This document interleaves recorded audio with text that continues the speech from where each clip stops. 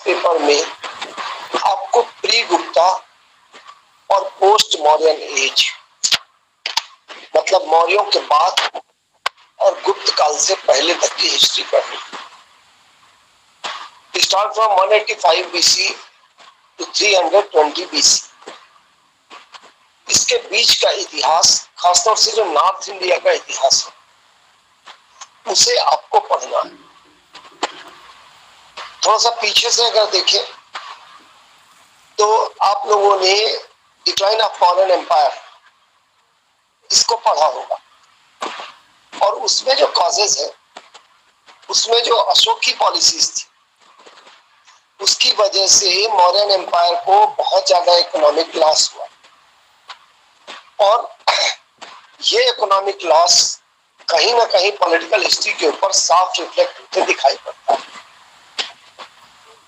अशोक की डेथ के तुरंत बाद जो अफगानिस्तान का पोर्शन था, उस पर इंडो ग्रीक किंग्स को ले जाते हैं, क्योंकि वो ग्रीक किंग्स थे और उन्होंने इंडिया पर रूल किया था, तो उन्हें इंडो ग्रीक किंग्स बोलते हैं, है ना, हिंद यूनानी राजा। तो ऐसा ही एक इंडो ग्रीक राजा था यूथिडेमस, जिसने तक्षशिला तक पूरा का पूरा इलाका अशोक की डेथ के तुरंत बाद दशरथ के पीरियड में एक्वायर कर लिया, उसे जीत लिया था। यूथिडेमस का एक इंस्क्रिप्शन मिलता है मैसेडोनिया में, ईरान के पास मैसेडोनिया में एक इंस्क्रिप्शन मिलता है, उसमें क्लियर कट लिखा हुआ है कि तक्षशिला उसके 26वें प्रांत की, उसके 26वें स्टेट की राजधानी थी, और यूथिडेमस कुछ समय के लिए तक्षशिला में भी रहा। बहरहाल मैं ये बता रहा हूं कि उसकी जो अशोक के पीरियड की बात कर रहा हूं मैं, अशोक की वजह से बहुत इकोनॉमिक लॉस हुआ, क्योंकि अहिंसा उसने एडॉप्ट कर लिया, इसलिए मिलिट्री मूवमेंट्स भी बंद हो गए। मिलिट्री अब इंटरनल सिक्योरिटी के लिए और कानूनों को लगाने के लिए थी, उसने युद्ध की नीति छोड़ दी थी। तीसरी चीज, उसके उत्तराधिकारी बहुत कमजोर थे, तो इतने बड़े साम्राज्य को वो संभाल ही नहीं पा रहे थे। लंका से लेकर और यूनान के बॉर्डर तक फैला हुआ साम्राज्य, इतने बड़े साम्राज्य को संभाल ही नहीं पा रहे थे, तो वो टूट गया, और धीरे धीरे उसके उत्तराधिकारी भी अशोक के रास्ते पे ही चलते। मतलब बुद्धिज्म बुद्धिज्म बुद्धिज्म, जो बुद्धिज्म को मानता था व्यापारी, उसको आगे बढ़ाया गया, उसकी आगटाई छोड़ दी गई, उससे चुंगी नहीं ली गई, है ना। जो बौद्ध भिक्षु थे, उनके ऊपर करोड़ों रुपए खर्च किए गए, बौद्ध विहारों के ऊपर, संघारामों के ऊपर, और जो अशोक के स्तूप बनाए गए उन पर वार्षिक रूप से प्रोग्राम किए जाते थे, उन पर खर्च किया जाता था। और दूसरी तरफ हिंदुइज्म के जो बड़े बड़े प्रोग्राम्स होते थे, पूजा पाठ होती थी, उनके ऊपर कहीं ना कहीं बैन लग चुका था। अशोक के करीब 60 साल 70 साल के बाद, 50-60 साल के बाद हिंदुस्तान में मौर्य डायनेस्टी की, मौर्य शासन के खिलाफ कहीं ना कहीं रिवोल्ट होने लगे। अंग के राजा ने अपने, वो सॉरी, उज्जैन के राजा ने अपने आप को स्वतंत्र घोषित कर दिया। साउथ में सातवाहनों ने अपनी किंगडम बढ़ानी चालू कर दी थी, है ना। और अंतिम राजा बृहद्रथ की हत्या करके फाइनली 186 BC में मौर्य डायनेस्टी खत्म कर दी गई, और जो उनका सेनापति था पुष्यमित्र शुंग, वो राजा बन बैठा।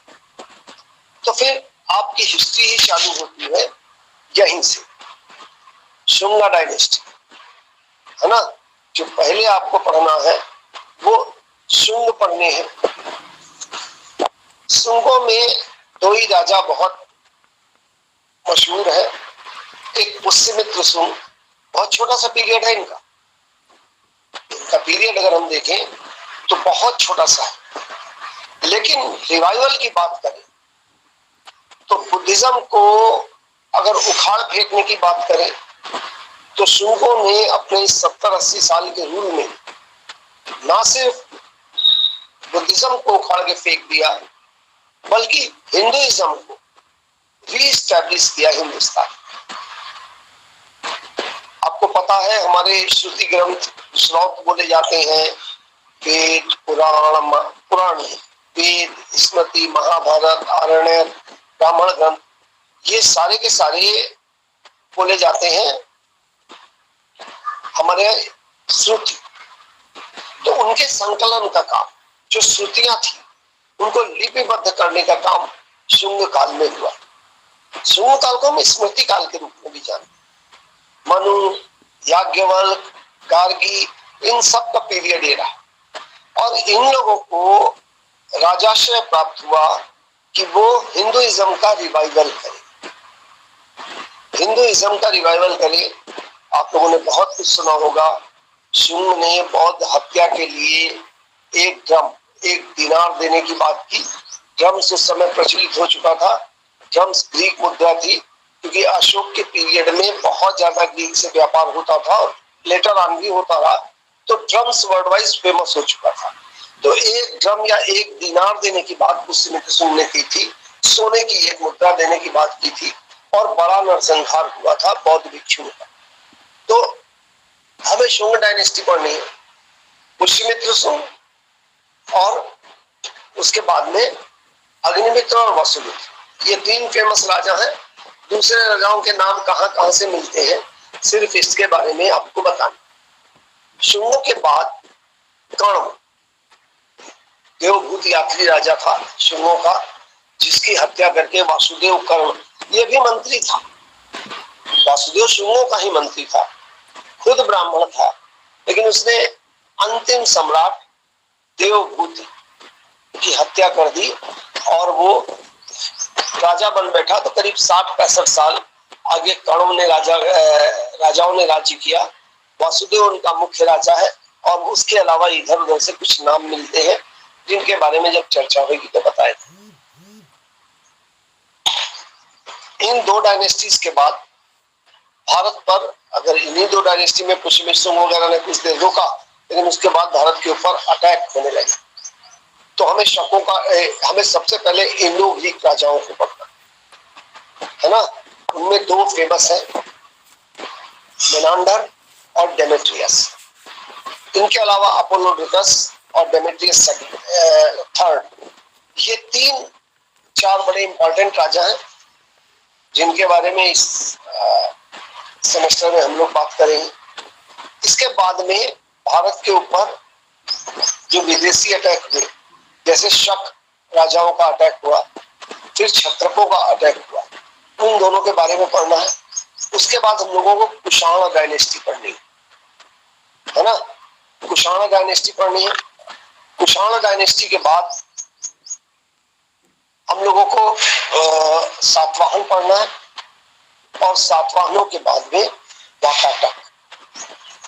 कुल मिला के फर्स्ट पेपर में इतना ही आपका सिलेबस है, कोर्स है ना।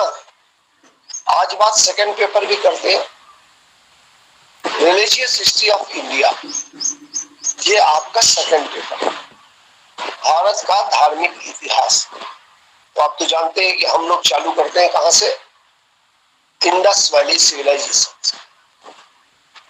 सिंधु घाटी की सभ्यता से हम लोग अपनी संस्कृति का प्रारंभ मानते हैं, या उससे पहले भी मानते हैं, लेकिन आपके कोर्स में नहीं। इंडस वैली सिविलाइजेशन 3500 बीसी से लेकर 1750-1550 बीसी तक अलग अलग जगह पर चलने वाली एक सभ्यता थी, जिसे हम लोग प्रथम नगरीय क्रांति या फर्स्ट सिविलाइजेशन के रूप में भी जानते हैं। आपको पता है कि इनकी स्क्रिप्ट अभी तक पढ़ी नहीं जा सकी, है। तो इसके बारे में हम लोग जो भी बात करेंगे वो आर्कियोलॉजिकल एविडेंसेस पे बात करेंगे, है ना। हमें जो आर्कियोलॉजिकल एक्सकेवेशन से मटेरियल मिलता है वो किस तरफ इंडिकेट करता है, कैसे रिलीजन के बारे में बात करता है, उसकी बात करेंगे। इंडस वैली के डिक्लाइन के बाद, इंडस वैली के बाद में इसी इलाके पर पंजाब का जो एरिया है इसके ऊपर एक नई कल्चर आई जिसे हम लोग ऋग वैदिक कल्चर या अर्ली वैदिक कल्चर के रूप में जानते। तो अर्ली वैदिक कल्चर में रिलीजन पूरी तरीके से चेंज, एक डिफरेंट रिलीजन था। इंडस वैली से हटकर एक डिफरेंट रिलीजन था जिसे हम लोग वैदिक रिलीजन या हम लोगों का जो धर्म है कुछ वैसा ही धर्म था। समय के साथ साथ चेंजेस आते गए, है ना। तो वो रिलीजन वैदिक ऋग वैदिक काल का या अर्ली वैदिक रिलीजन की बात हम लोग करेंगे। फिर लेटर वैदिक रिलीजन की बात करेंगे जिसमें महाभारत, रामायण, उपनिषद और आरण्यक से जो हमें रिलीजन के बारे में पता चलता है, कैसे कैसे डेवलपमेंट होता है वैदिक रिलीजन में, किस तरीके से फिलॉसफी आती है, किस तरीके से यज्ञों की बात की जाती है, इन सब की बात करेंगे। देन बुद्धिज्म, बौद्ध धर्म के बारे में, तो उसमें गौतम बुद्ध की जीवनी है ना। उनका जीवन परिचय क्या है, गौतम बुद्ध कैसे भिक्षु बने, कहाँ कहाँ पे उन्होंने उपदेश दिया, उनके उपदेश क्या थे, उनकी प्रीचिंग्स क्या थी और बुद्धिज्म की फिलॉसफी क्या, इसके बारे में बात करेंगे। फिर जैनिज्म, जैनिज्म में 3 वो है, ऋषभदेव, पार्श्वनाथ और महावीर। ऋषभदेव, पार्श्वनाथ और महावीर, इन 3 के जीवन के बारे में थोड़ा सा परिचय लेना है। उसके अलावा महावीर की टीचिंग्स क्या है, शिक्षाएं क्या है, उनके बारे में बात करनी है। और फिर फिलॉसफी क्या है बौद्ध धर्म। देन शैविज्म, है ना, शैव मत क्या है उसके बारे में बात करेंगे। हिस्ट्री उसकी क्या है शैव की, कैसे शिव एक देवता के रूप में स्टैब्लिश हुए, है ना, वो वैदिक देवता नहीं थे। कैसे कैसे एक कल्चरेशन प्रोसेस में जैसे जैसे आर्य अनार्य मिलते गए शिव देवता के रूप में स्टैब्लिश हुए और आदि देव के रूप में स्टैब्लिश हुए। फिर उनके कल्ट्स हैं, कई सारे उनके संप्रदाय हैं शैव संप्रदाय। जैसे कुछ संप्रदाय ऐसे हैं जो हम गृहस्थ मानते हैं और कुछ संप्रदाय ऐसे हैं जो तांत्रिक अवघड़ ये सारे लोग मानते हैं। तो उनकी चर्चा करेंगे, जिन्हें वाम मार्गी हम लोग बोलते हैं, है ना, जो साधु, तांत्रिक, शमशानवासी, ये लोग जो शिव की पूजा करते हैं उन्हें हम लोग वाम मार्गी बोलते हैं और हम लोगों की गृहस्थों की पूजा है। तो हम लोग इसके बारे में बात करेंगे। फिर वैष्णविज्म, है ना, विष्णु के दशावतारों की चर्चा होगी। दशावतारों के अलावा वैष्णविज्म के और संप्रदाय कौन कौन से हैं उनकी बात की जाएगी और वैष्णविज्म कैसे फैला, है ना, उसकी बात की जाएगी। वैष्णविज्म हो गया, शैविज्म हो गया, बौद्ध धर्म हो गया, जैन धर्म हो गया, वैदिक धर्म हो गया, इंडस वैली सिविलाइजेशन का धर्म हो गया और एक बहुत छोटा सा धर्म है आजीवक। आजीवक मच्छलपुत्र घोषाल, थोड़ा सा अजीब नाम है, मच्छलपुत्र घोषाल का वो है। ये बुद्धिज्म के पैरेलल रिलीजन है ना, ये बुद्धिज्म के पैरेलल रिलीजन है। कुछ बुद्धिज्म से मिलता जुलता है, बहुत लंबे समय तक नहीं चला, कोई 100-200 सालों तक चला। ये लोग काया क्लेश की बात करते थे, मतलब शरीर को जितना ज्यादा कष्ट देंगे हम ईश्वर के उतने पास चले जाएंगे। बहुत कुछ अगर हम देखें तो आजीवक संप्रदाय से ही प्रेरित नजर आता है अवघड़ संप्रदाय, है ना। अवघड़ संप्रदाय में हठधर्मिता ज्यादा है, लेकिन काया क्लेश की ये लोग भी बात करते हैं। एक पैर पे खड़े होकर तपस्या करना, पेड़ों से लटक कर तपस्या करना, पेड़ की डालियों में अपने बाल लंबे लंबे बाल बांध लेने और उसके बाद लटक के तपस्या करना, कई कई दिनों तक खाना नहीं, है ना, अपनी काया को कष्ट देके ज्ञान प्राप्त करना। और मच्छलपुत्र घोषाल 14 साल तक गौतम बुद्ध के साथ तपस्या करते रहे। बाद में गौतम बुद्ध आगे चले गए थे, लेकिन मच्छलपुत्र घोषाल वहीं रह गए थे। गौतम बुद्ध ने बुद्ध धर्म के प्रणेताओं माने जाते हैं बुद्ध धर्म स्टार्ट किया और मच्छलपुत्र घोषाल ने आजीवन धर्म स्टार्ट किया। तो कुल इतना आपका सिलेबस है।